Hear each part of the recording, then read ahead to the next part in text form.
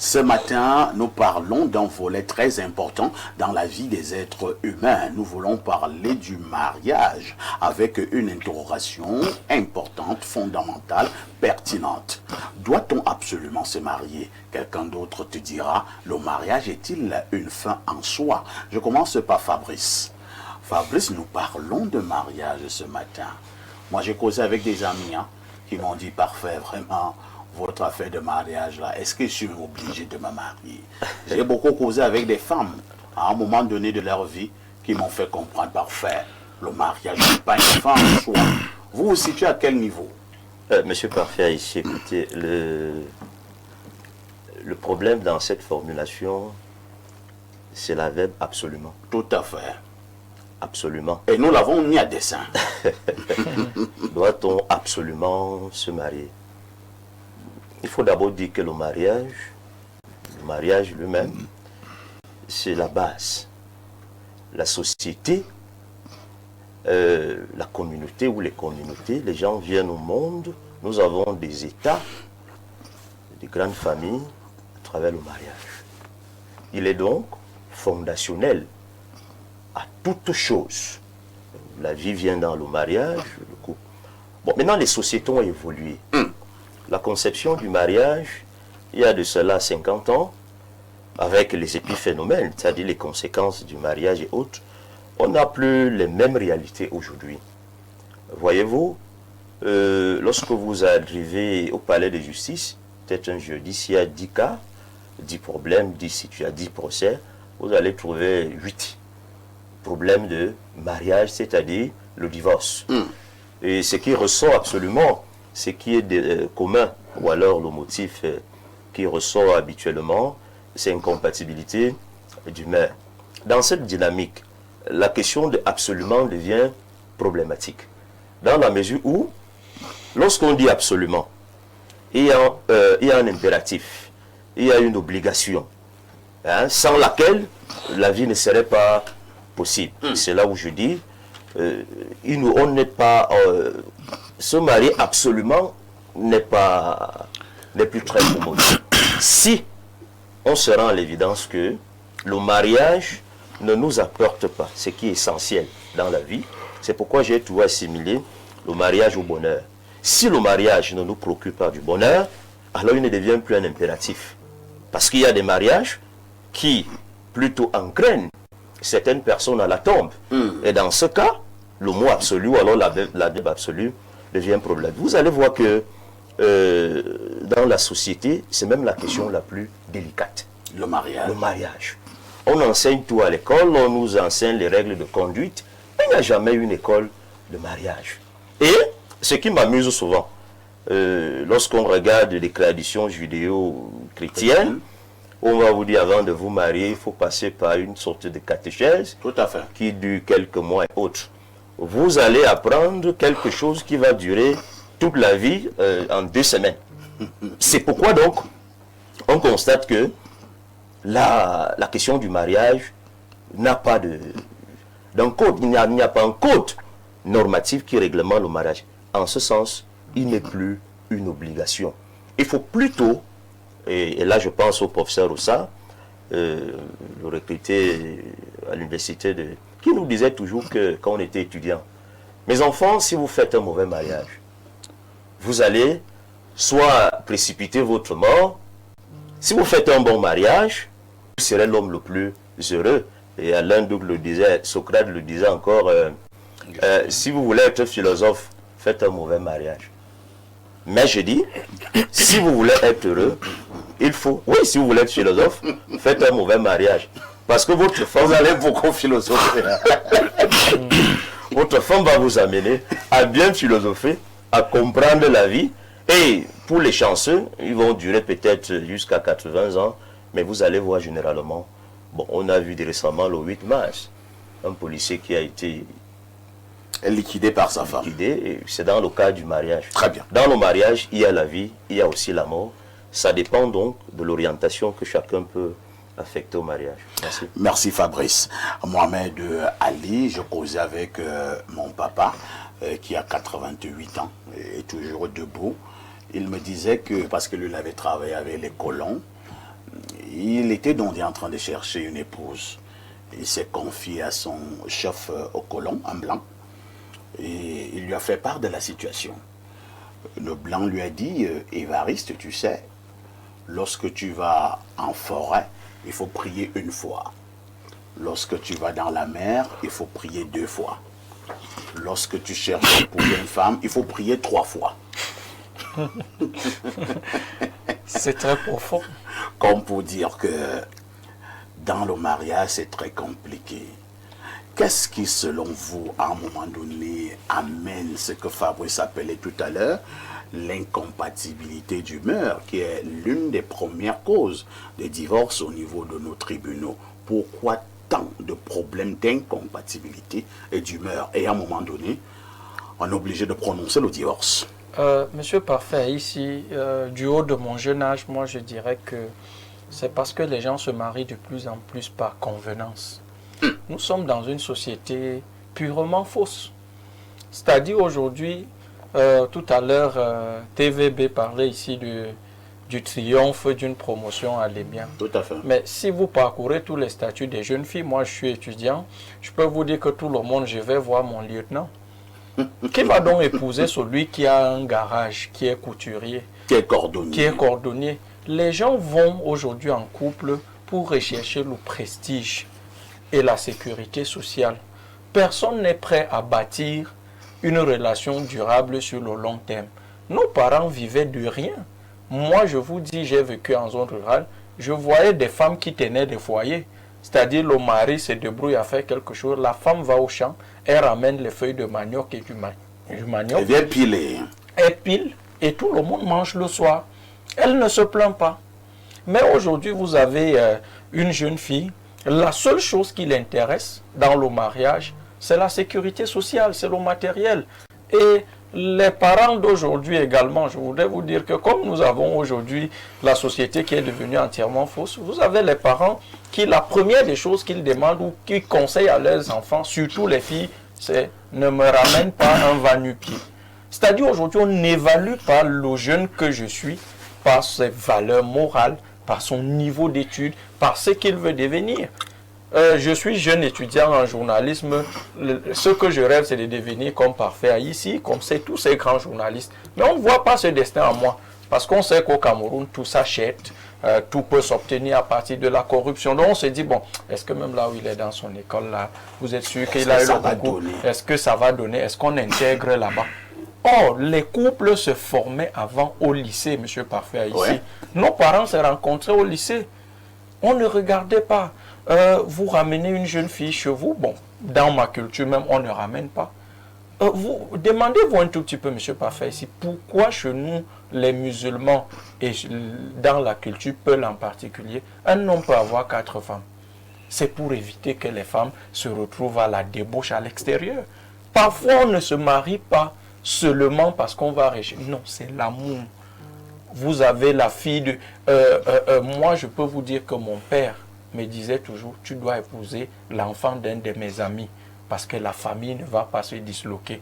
Et vous savez que l'ami de votre père, quand vous prenez sa fille, vous ne pouvez pas blaguer. Hein? Tout à fait. Vous ne pouvez pas vous lever un matin pour dire que rentre chez toi parce que vous savez que votre père et son père vont entrer dans le problème. Aujourd'hui, les gens, monsieur Parfait, ici, les gens rencontrent leur femme dans un bar, les gens rencontrent leur femme.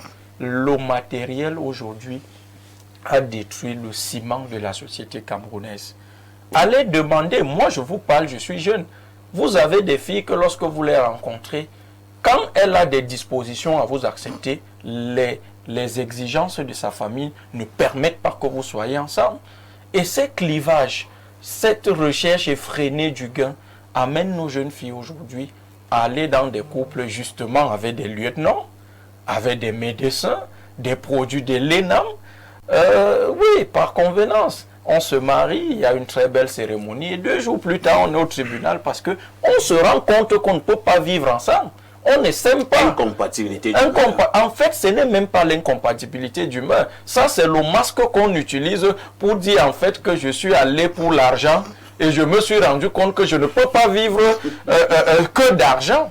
Parce que, monsieur Parfait, ici, rien ne peut expliquer que deux personnes qui s'aiment. Moi, je peux vous dire que nos parents là, qui sont ensemble 30 ans, 40 ans, ce n'est pas que de l'amour. Pas du tout. Il y a du respect, il y a l'entourage, il y a les familles qui ont porté. On ne fait pas un hangar au village avec un seul piquet. On met plusieurs piquets. Ces piquets, c'est tout l'environnement qui accompagne, mais il faut être vrai. Merci. Il faut être vrai dans un couple. Mohamed Ali, vous allez faire en sorte que je commence à aimer les Mbororo. Vous raisonnez très bien. Et dites que vous êtes encore trop jeune. Vous serez un grand journaliste. Merci Ça, beaucoup, je vous donne mon monsieur mention. Parfait.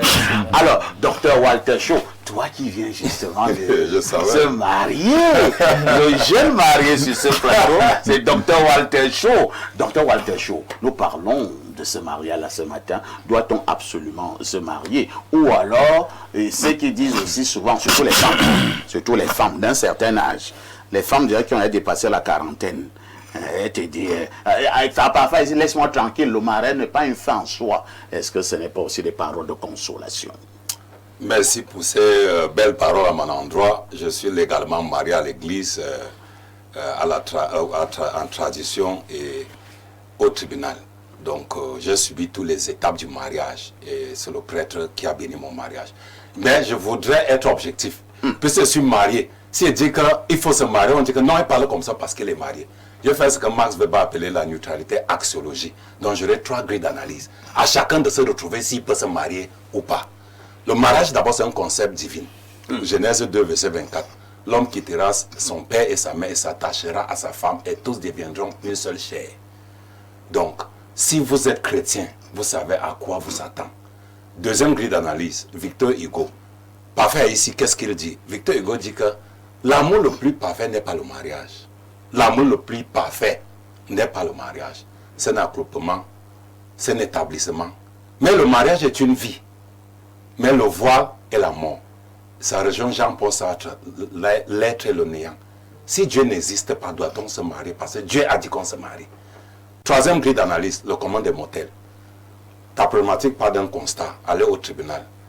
Le plus grand nombre de dossiers suivis au tribunal, c'est le divorce. Pourquoi tant de dossiers de divorce?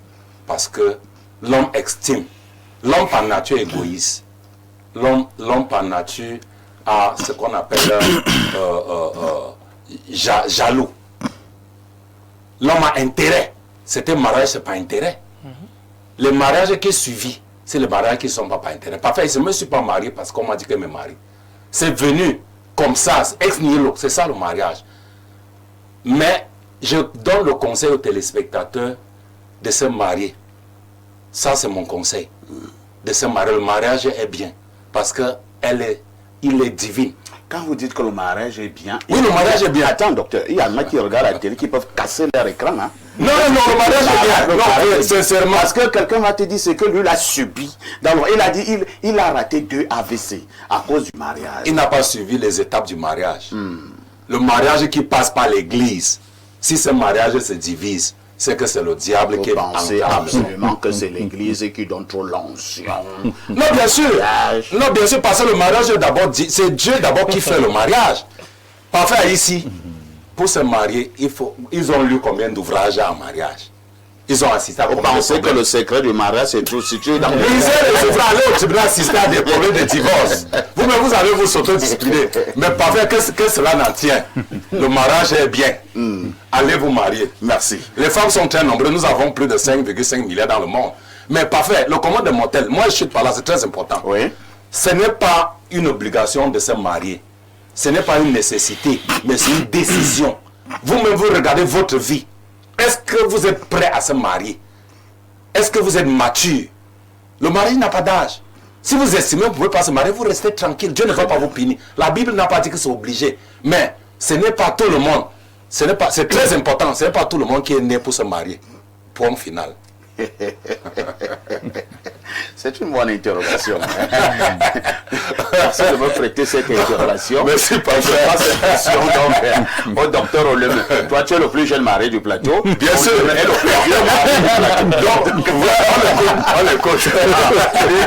Il y a une bonne expérience dans le mariage. Qu'est-ce qu'il n'a pas vu dans le mariage? Docteur Oleme. L'interrogation de Walter Shaw est donc importante finalement. Que faisons-nous lorsque nous parlons de mariage? Doit-on absolument se marier? Le mariage est-il une fin en soi? Lorsqu'on décide de se marier, y a-t-il un mécanisme à suivre? Alors, déjà, je veux dire qu'on ne doit pas absolument se marier. Oui. Donc, tout le monde est-il fait pour se marier? Tout le monde n'est pas fait pour se marier et on ne doit pas absolument se marier. Parce qu'on ne sait pas si on est fait pour se marier, premièrement. Comme nous sommes sur le plateau là, 8 et tout. On n'est pas sûr que nous sommes faits pour se marier. Et en plus aussi, on ne doit pas se marier parce qu'on a appris que, oui, le grand frère était marié, ou bien le grand frère est marié, le petit frère s'est marié. Mon ami s'est marié à moi. Ça, ainsi de suite. Non, on ne doit pas se marier pour absolument. Si on se sent disposé à se marier, à avoir une épouse, on prend une épouse. Si la femme se sent disposée à avoir un époux, elle cherche à avoir un époux. Mais comme c'est l'homme qui épouse habituellement, il estime une femme et va donner, n'est-ce pas, ce pouvoir à la femme d'être mariée. Et donc, il y a les femmes qui, donc, habituellement, se sont laissées entraîner, n'est-ce pas, sur cet effet de mariage, alors que elle n'aime pas d'abord l'homme. Oui. Elle n'aime pas l'homme, mais comme elle apprend qu'il faut se marier, oui, je m'en vais me marier. L'homme aussi ne sait pas observer d'abord, est-ce que cette femme, c'est mon genre de femme? Est-ce que je peux l'épouser? Est-ce que je dois l'épouser? Oui. Il y a devoir et pouvoir. Oui. Donc on ne cherche pas d'abord à comprendre s'il faut se marier, s'il faut épouser telle fille, s'il faut épouser tel genre de fille. Quand tu as parlé de la Bible, la Bible n'a pas demandé à l'homme de quitter sa maison et aller épouser une femme. Il faut que tu étudies bien qui vit avec toi, avec qui tu vas fonder ta vie. Parce que quand on a épousé une femme, ça veut dire qu'on a épousé, n'est-ce pas, on a réussi dans sa vie. Dès qu'on épouse une femme, on a le droit de réussir dans la vie. Oui. Mais nous constatons donc que, habituellement, ceux qui sont mariés ne réussissent même pas. Oui. Tu avais une situation dans ta vie avant même de te marier, et quand tu te maries, tu commences à avoir des problèmes de santé. Oui. Le cœur bat trop fort. Le cœur bat trop fort. Vous devenez philosophe. Voilà, on devient philosophe. Tu étais même un homme qui était, n'est-ce pas, toujours propre, frais, et bien habillé et tout ça, tu commences à négliger. Tu bois, tu rentres tard. Tu étais toujours à la maison, tu n'arrives plus à rentrer à la maison. Tu étais même viril même. Viril. Même à ce niveau? Oui, tu étais très viril, oui, tu étais très viril même. Attendez. Quand tu n'étais pas marié, tu étais. Le mariage peut également tuer les organes de base. Le mariage tue les organes de base, oui. C'est possible. Je suis médecin, je vous le dis, je reçois. Tu étais bien viril, après que tu t'es marié, tu n'es plus viril. Et pourquoi? Mais parce que tu t'es marié, tu as épousé la femme que tu ne devais pas épouser. Or, celle-là même peut-être ne sait pas que c'est son mari là. Oui, elle ne sait pas que c'est son mari. C'est une alliance. Oui, c'est une alliance spirituelle. Voilà, elle arrive donc comme une Bayam Selam. Bon, excusez-moi, Bayam Selam, je vous dis quoi? Comme si elle a parachuté comme ça pour venir habiter chez vous. Et elle commence avec des incompréhensions. Vous voyez? Et du coup, l'homme commence à ne plus se voir dans son état d'homme. Tu es venu en mariage. Vis le mariage. Les fondements, n'est-ce pas, du mariage, de la femme, qu'est-ce qu'elle doit faire? Elle doit accueillir son mari. Puisque quand nous étions amis, avant de se marier, c'est ce que tu faisais. Quand j'arrivais, tu étais toute joyeuse. Tu n'avais pas le temps sur mon téléphone.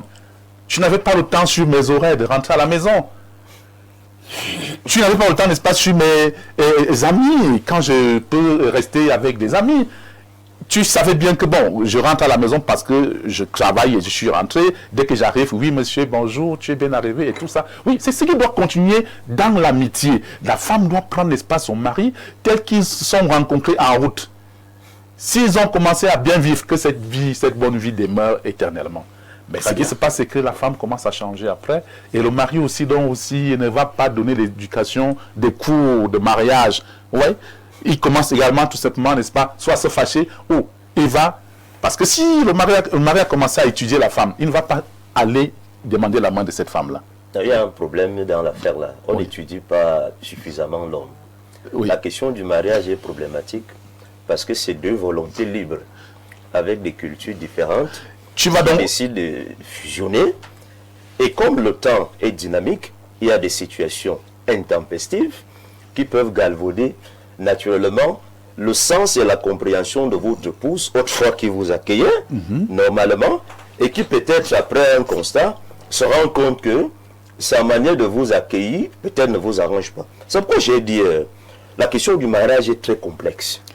Parce que le mariage est le seul domaine où il n'y a pas un code normatif universel, applicable à tous les couples, parce que justement, les deux personnes qui décident de se marier sont eux-mêmes des volontés libres qui ne peuvent pas se comprendre définitivement dans le temps. Ça fait donc que pour réussir dans le mariage, ne pas faire de ça un impératif. Je dis souvent à certains confrères, l'homme doit avoir une bonne dose de maturité. Merci. Parce qu'on est libre. L'homme doit avoir une bonne dose de maturité. On va passer la parole mariage. à Lindouk, excusez-moi. Moi, je cause beaucoup avec mon papa et je m'en vante pour cela. Je vous dis qu'il a 88 ans. C'est très bien d'ailleurs de causer avec son père. Il me disait un jour, fiston, tu sais, quand moi je vous regarde là, vous êtes toujours parlé de mariage. Dès que tu as trouvé une femme avec des rondeurs, tu dis que je vais l'épouser, ainsi de suite. Je ne sais pas pourquoi il soupçonnait que je les aimais avec les rondeurs. Alors, Non, c'est ça. c'est son fils, il te connaît. Il me dit parfait, au-delà du physique, il faudrait d'abord que vous vous mariez spirituellement. Voilà. Est-ce que mon père avait raison? Il avait à 100% raison. C'est même la compatibilité des compatibilités. J'ai écouté les différentes interventions très riches. Et ça m'a rappelé que le problème est là et je n'ai pas écrit ce livre pour rien. Tant qu'on ne va pas changer notre mindset, totalement focus sur les problématiques de la matérialité, de la possession, et non de l'être, tout autour de l'avoir, du paraître et non de l'être, on aura un problème. Le livre là, vous pouvez l'acheter. Argent. Bien, maintenant, parfait. Ce questionnement-là, doit-on absolument se marier? Si j'examine ce questionnement sous la contrainte de nos réalités sociologiques, on peut le reformuler, ce questionnement, et dire, doit-on absolument échouer? Doit-on absolument échouer? Pourquoi? Parce que les statistiques dans nos tribunaux sont là, ils sont patents, ils sont assez parlants. Le mariage est un catastrophisme. Ce n'est pas un constat national, c'est un constat même au niveau des statistiques mondiales. Le mariage est un échec. Alors, si c'est un échec, on doit se poser la question de savoir pourquoi il court tant pour aller se marier. Parfait. Tous les samedis. Le mariage n'est pas un échec, ce sont les hommes. Non, mais Ça devient non l'échec. moi, je fais un niveau statistique. Le mariage, Il y a les stats. les disent que ça ne marche pas. Les stats disent que ça ne marche pas, mais vous couvrez tout le temps. Allez renforcer ces statistiques à volo. C'est ça le constat. On ne peut pas nier ça. On ne peut pas absolument se marier parfait. Pour la simple raison même qu'il faut, avant les dispositions spirituelles, même dont parlait le Père, et j'ai dit c'est capital, la connexion spirituelle, il faut d'abord même être sur le plan même biotique, physiologique, anatomique, être capable d'assumer le mariage. Nous savons que tout le monde, à ce niveau-là, ne le peut pas. Mais je sais qu'on va me dire, bah écoute, on peut gérer le mariage sans la sexualité, machin truc, on peut se faire plaisir. Les gens te développent des histoires là. On commence à philosopher. On commence à philosopher autour du concept et de la place de la sexualité dans le couple. Je vous dis que la plupart du temps, j'ai constaté que chez la gente féminine parfait, dès que ça ne donne pas là-bas, on te respecte même plus. On te respecte même plus. Mais bien sûr, ça ne va pas marcher du tout. Elle te voit un mépris là, incommensurable. Tu es une espèce de sous-homme, un homme au rabais et tout. Mais pourquoi ça ne marche pas là-bas? Pourquoi Non, ça mais devrait pas il y a multiples raisons qui peuvent être d'ordre sanitaire, d'ordre Psychologique même. Non, quand c'est psychologique, on va régler. C'est-à-dire d'ordre radical. Vous savez qu'il y a des gens qui, par des rituels, ont vendu ci ou ça. Pourquoi ils ont pas Non, laissez-moi retourner à la de parler. Laissons Alain de développer, c'est intéressant. Ça n'aide pas. Ça n'aide pas. Pourquoi? Parce qu'on a contribué nous-mêmes à dénaturer le mariage. C'est une institution divine, tu le disais. Ah, bien sûr. Mais les gens ont dévoilé l'affaire, ils ont compris dans institution divine, donc venant de Dieu, ils ont compris institution religieuse. Je suis désolé les amis, ce n'est pas une institution religieuse. Parce que parmi les statistiques catastrophiques là sur le mariage, quand ça ne donne pas, on se tue là par la violence conjugale. On prend les couteaux. On s'empoisonne. On s'empoisonne. Pendant qu'on regarde, on dirige les projecteurs sur la violence masculine et les féminicides. Il y a aussi les femmes qui passent le temps à empoisonner à petit feu leur mari. Parfois, elle veut charmer son mari, je ne sais pas ce qu'elle met là-bas dans son... c'est Todd qui appelle souvent, c'est la porte des étoiles, il sait pourquoi. Elle met des choses et qui peuvent vous faire perdre, comme disait Olé, votre virilité. Ouais. Tout ça, c'est le mariage. Ouais. Ce n'est pas une institution religieuse. C'est pas parce que vous êtes passé devant le pasteur. Ça échoue aussi là-bas.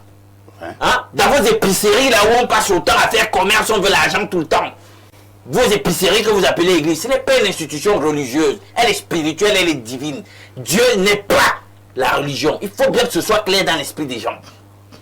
Alors, non seulement par faire la religion s'est mêlée pour dévoyer le mariage. Allez voir là dans certaines églises, c'est les mariages au pif et sous la motivation des intérêts pécuniaires. Dès qu'il y a un tel, allez, parfois on vous enlève auprès d'un tel pour vous positionner sur un tel autre qui est beaucoup plus nanti. Une mascarade. Maintenant, il y a l'État aussi, qui dans sa volonté de puissance et de contrôle s'est mêlé. Je vous le dis pourquoi. Parce qu'initialement, il faut le dire, fondamentalement, le mariage c'est une affaire de famille. Point à la ligne. C'est-à-dire que les âmes qui vont se rapprochent tout simplement leur famille. Et c'est là-bas où se gère le mariage. Donc maintenant, il y a l'État qui se mêle, il y a les impostures religieuses, etc. Tout cela, vous le savez, dans une volonté de puissance et de contrôle, de manipulation, qui a contribué dans une certaine mesure. Si les deux familles sont victimes d'une mauvaise culture ou alors qui sont... Non, là, c'est là au moins, on est encore dans le cadre. Il faut aller donc voir dans les cultures où naît l'incompatibilité. Justement, on ne se marie pas pour se marier. Lui là, il y a des cultures que sa culture ne peut pas embrasser. Il faut se le dire. Il faut garder raison et ne pas croire que toutes les compatibilités en matière matrimoniale sont possibles. Ce n'est pas possible. Merci Alain Douk.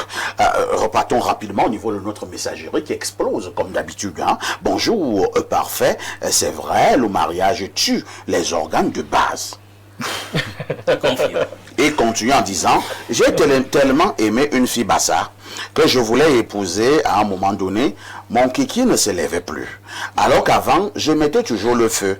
Donc le mariage peut te tuer quand tu choisis une mauvaise femme. Il confirme ce que le docteur m'a dit tout à l'heure. Incroyable. Un autre message ce matin. Bonjour parfait, bonjour au panel. Personne ne peut trancher définitivement le débat du mariage. Chacun doit simplement apprendre à s'écouter, à se connaître et à vivre en harmonie avec lui-même pour avancer dans sa vie. Et à un moment donné, si l'on se retrouve marié ou non, l'essentiel est de l'accepter et d'en assumer pleinement les conséquences. Car pendant que certains trouvent le bonheur dans le mariage, d'autres malheureusement y trouvent la souffrance, voire la mort. Le plus grand problème dans le mariage reste souvent l'incompréhension. Pendant que l'un pense faire plaisir à l'autre, celui-ci ne le perçoit même pas et cela fait mal. Le mariage qui dure est souvent celui où les deux acceptent de se pardonner et de continuer ensemble malgré leurs incompréhensions. Ferdinand Tato depuis Berthois. Berthois, c'est la région du soleil levant, ce Walter Shaw. Ouais. Bonjour, dites au docteur Walter que l'amour est avec intérêt. Il n'y a pas d'amour sans intérêt. J'ai parlé, non. J'ai dit qu'il y a intérêt. Voilà les gens qui marchent avec les calculatrices dans la tête. Oui. Elle se marie par intérêt parce qu'elle a beaucoup d'argent. Bonjour à l'homme très charismatique. Le mariage, c'est une institution de Dieu. Dieu dit qu'il n'est pas bien que l'homme soit seul. Le mariage, pour celui qui a compris, est le fonctionnement à plusieurs volets. Celui de faire les enfants et avoir auprès de soi celle ou celui qui peut t'accompagner et prendre soin de vous dans votre vieillesse. Prenons 2 ou 3 dernières réactions de nos nombreux téléspectateurs. Bonjour le panel. S'agissant du thème, le mariage est un choix personnel, un acte symbolique, juridique et social qui offre une protection renforcée, mais ne garantit pas la pérennité d'un couple. C'est pourquoi, dans l'étymologie, il y a une différence entre une et une épouse. Franck Pépito de Bingela à dimanche pour l'émission Libre Expression. Un autre message ce jour. Alors, je prends celui-ci. Bonjour, parfait ici. J'apprécie vraiment l'intervention de Mohamed Ali. Le débat sur le mariage a vraiment sa place avec tout ce que nous vivons aujourd'hui. Je pense que le mariage a vraiment sa place car institué par Dieu. C'est Esawe King et depuis Bertois qui envoie cette contribution. Fabrice Mvondo, à un moment donné également, si l'on constate vraiment que ça ne va plus au niveau d'un couple, les deux partenaires ne s'entendent plus, le divorce n'est-il pas nécessaire? Le divorce devient dans ce sens l'alternative, l'issue de sortie. Pourquoi on parle de divorce? Vous savez, je disais tout à l'heure, on se marie pourquoi? Il faut aussi formuler cette question. Voilà. On se marie pour quoi? Et la réponse qui est universelle, parce qu'on cherche le bonheur. On veut être heureux. Et vous pensez qu'on se marie parce qu'on veut les enfants? Non, pas forcément. Bon, avoir des enfants peut être un mobile de bonheur. Vous savez, le bonheur, c'est un ensemble de paramètres qu'il faut réunir. Mais il se peut donc que certains, lorsqu'ils se marient, comme l'a dit le docteur, se trouvent donc plus malheureux. Et il n'y a pas plus malheur qu'un homme réalise qu'il n'est plus homme. Ça devient compliqué. C'est pourquoi je dis, ce n'est pas un impératif. Non, bon, il peut arriver qu'il ne soit plus homme. Moi, je vais commencer à philosopher. Le tout n'est pas de se regarder dans les yeux, mais c'est de regarder vers la même direction. C'est le penseur. Vous savez, lorsque la question du bonheur... C'est-à-dire que dans le mariage, vous voyez un peu, si vous avez eu vos 3-4 enfants et qu'à un moment donné, l'homme ne répond plus au niveau du Pays-Bas, je pense que ce qui serait important, c'est de forger l'avenir de ces enfants, bâtir un bon environnement. Là, vous voyez un peu. Parce que tu dis être comme un étalon, mais l'avenir de vos enfants est raté. Et il y a là un souci d'égoïsme, parce que la femme ne va peut-être pas accepter ça. Non, elle doit comprendre les véritables enjeux. La compréhension. Nous avons beau être fort de ce côté-là, mais si vous ne bâtissez pas un avenir radieux, ça servira à quoi? Est-ce qu'on va vous donner une médaille parce que vous êtes un étalon? Au niveau du parfait ici, vous avez une femme qui a 40 ans. Oui. Et qui se rend compte que son homme a connu un délestage sur le plan fonctionnel. Et vous demandez à cette femme, parce qu'elle a 2 enfants. Mais qu'elle se dise que ça peut arriver. Écoutez, le mariage, c'est facile. C'est pour le bonheur et pour le pire. C'est comme la question de sexualité. C'est facile lorsque c'est quelqu'un d'autre. De dire il peut supporter ou alors elle peut supporter. Mais lorsqu'on vient à expérimenter, parce que ce n'est même pas ça justement, le vrai amour. C'est-à-dire ça montre vraiment que j'ai aimé cette personne, pas par rapport à ses performances sexuelles, mais j'ai aimé l'homme. Monsieur parfait, ici l'amour n'est pas un fait statique. L'amour n'est pas un objet. C'est un concept dynamique. Et l'amour repose sur certains préalables. Vous ne pouvez pas dire à une femme de 40 ans qui ne connaît plus son homme de continuer l'amour. L'argent, elle va continuer. Rester. Non, c'est pas possible. Pour vous dire que... Merci. Pour vous dire que